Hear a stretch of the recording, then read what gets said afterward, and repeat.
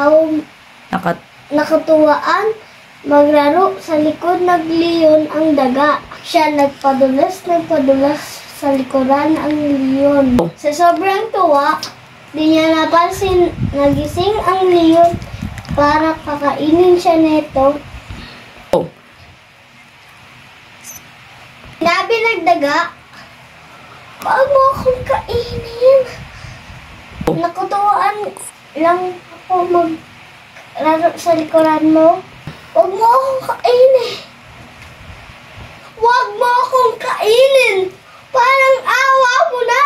Nakita ng leon ang pagsisisi na sa daga. "Umalis ka na lang dito. Wag mo ako pag natutulog. Wag mo strawberry to."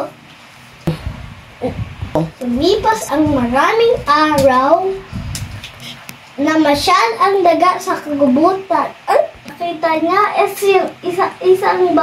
isang nakasabit sa puno. Nakilala niya ito. Ang leon, inakyat ang nginat-ngat. Tsaka sabay silang nahulog sa puno. Utang ko sa'yo ang buhay ko, kaibigang daga. At sila, kaibigan. Sila naging masayang kaibigan. The end.